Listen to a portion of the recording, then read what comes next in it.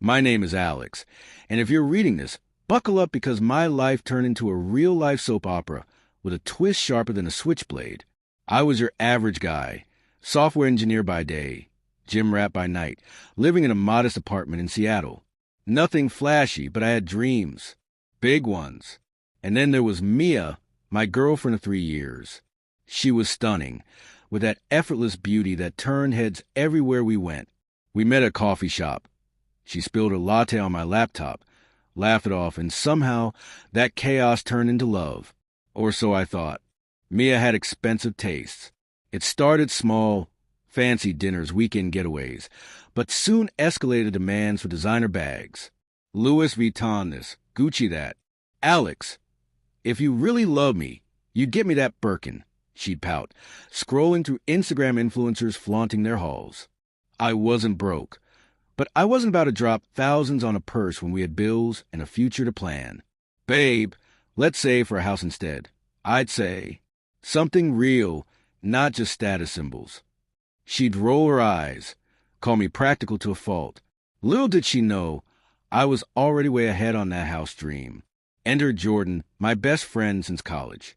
He came from old money, trust fund kid who turned it into a tech startup empire. Flashy cars, penthouse parties, the works. Jordan and I were tight. We'd code late nights together, share beers over bad breakup stories. But Mia started hanging out with him more when I was buried in work. He's just fun, Alex. You should loosen up, she'd say. I trusted them. Why wouldn't I? Until the signs piled up, late nights, secretive texts, her suddenly sporting a new Chanel bag I sure as hell didn't buy. The bomb dropped on a rainy Tuesday. I came home early from work, flowers in hand to surprise her. Instead, I walked in on Mia packing her bags, Jordan lounging on my couch like he owned the place. Alex, it's over, she said, not even looking guilty. Jordan gets me. He doesn't make me beg for nice things. You're just too stingy. Stingy? Me? The guy who'd been squirreling away every bonus for our future? Jordan smirked. Sorry, bro. She deserves better. They left together, her laughter echoing down the hall as they piled into his Porsche. I was devastated, shattered. But rage? That simmered slow, like a pot about to boil over. What Mia didn't know, and this is where revenge kicks in, is that I'd already bought the house. Not just any house. Our dream house. The one we toured 6 months ago, a stunning Craftsman-style home on the outskirts of the city with a wraparound porch, a backyard for barbecues, and views of the Puget Sound that made your heart skip. Mia had fallen in love with it instantly. This is it, Alex. Our forever home, she gushed, imagining kids and holidays. But the price tag was steep, $1.2 million. I told her it was out of reach, that we'd have to wait. Truth was, I'd been grinding side hustles, investing smart in crypto during the boom, and cashed in big. I bought it in secret, all cash, under my name only. Planned to surprise her with the keys on our anniversary. Irony, right? In the weeks after the breakup, I played the broken-hearted fool. Posted sad memes on social media. Let friends console me over drinks. Mia and Jordan, they went public fast. Instagram stories of them jetting to Bali, her draped in more designer gear than a runway show. Comments flooded in, "You upgraded girl." Jealous of that life. It stung, but I bided my time. See, the house wasn't just a purchase. It was leverage. Mia had left most of her stuff at my apartment, assuming she'd swing by later. But I changed the locks, boxed it up, and waited. Phase one of revenge. The subtle digs. I started posting cryptic updates. A photo of a Kieran with a house silhouette. New beginnings. Friends asked, but I stayed vague. Mia noticed. She texted, "What's that about? You okay?" I ignored her. Jordan called, all bro code guilt. "Man, no hard feelings? Let's grab a beer." I declined politely. Inside, I was plotting. Then came the housewarming party.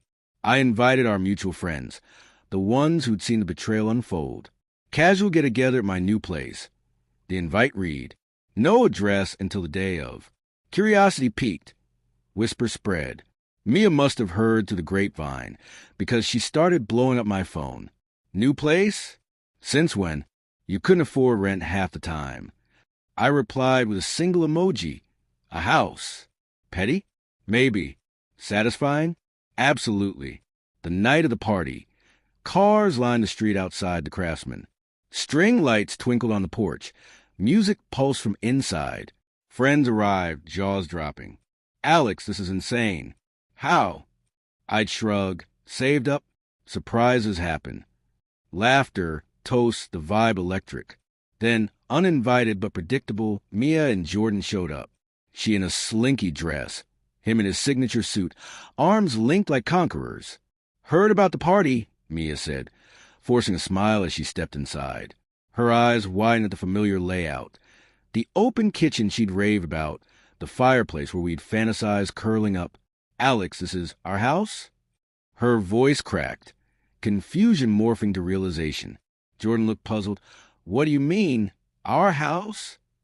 I savored the moment, sipping my beer. Yeah, Mia, the one you loved. Bought it months ago. Was going to surprise you.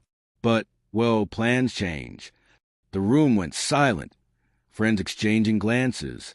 Mia's face drained of color. You said we couldn't afford it. I leaned in, voice low but clear. I said that to test you. See if you wanted me or the lifestyle.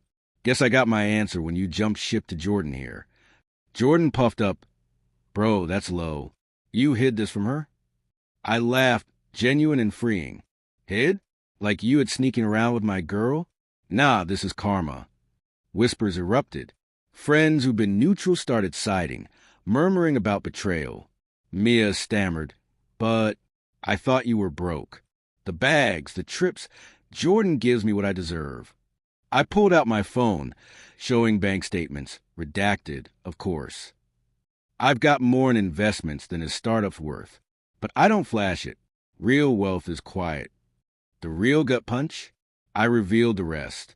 See, while they were off gallivanting, I'd done some digging. Hired a PI. Turns out Jordan's empire was crumbling. Bad investments, lawsuits looming. His flash was funded by debt. I casually mentioned it. Heard about the SEC probe, Jord? Tough break. His face turned ashen. He hadn't told Mia. She whipped around. What probe? He stuttered excuses, but the damage was done. Mia tried to salvage, pulling me aside. Alex, I made a mistake. This house, we could start over. Tears welled, but I saw the calculation in her eyes. The house, the money. Too late, I said. Your stuff's in storage. Keys change. Enjoy the bags. They're all you've got left. Jordan dragged her out, argument exploding in the driveway. Friends cheered as they sped off. The Porsche's roar fading into the night. But revenge wasn't done. Phase 2, exposure. I anonymously tipped off bloggers about Jordan's shady dealings. Nothing illegal on my part, just public records. His startup tanked, investors fled. Mia? She posted cryptic breakup vibes weeks later, then went radio silent. Last I heard, she was back home with her parents, selling those designer bags on eBay to make rent. Me?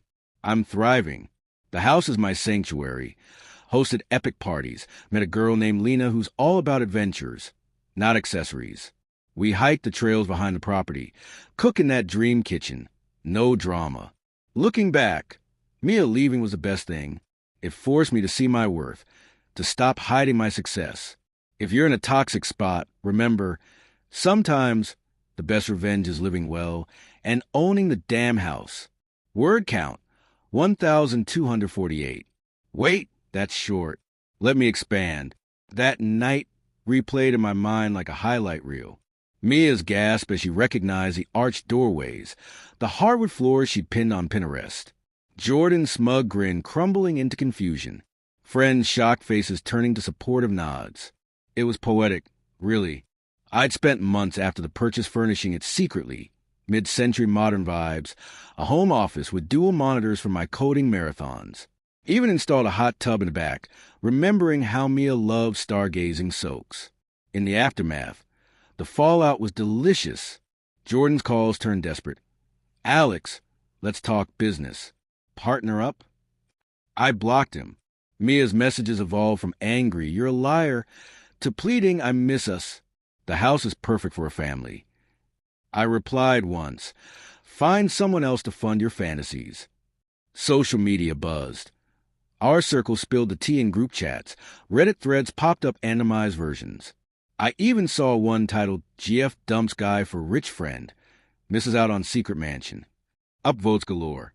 To add salt, I donated some of her forgotten items, those cheap knockoff bags she'd hidden, to charity. Symbolic cleanse. And when Jordan's company filed for bankruptcy, I may have invested in competitor, watching from afar as his empire dissolved. Petty? Sure. But after the betrayal, it felt justified. Now, Lena and I are building something real. No secrets, no tests. We laugh about my revenge era, turning it into inside jokes. The house isn't just bricks. It's a reminder. Value yourself, and the right people will stay. If Mia's reading this, hope those bags keep you warm at night.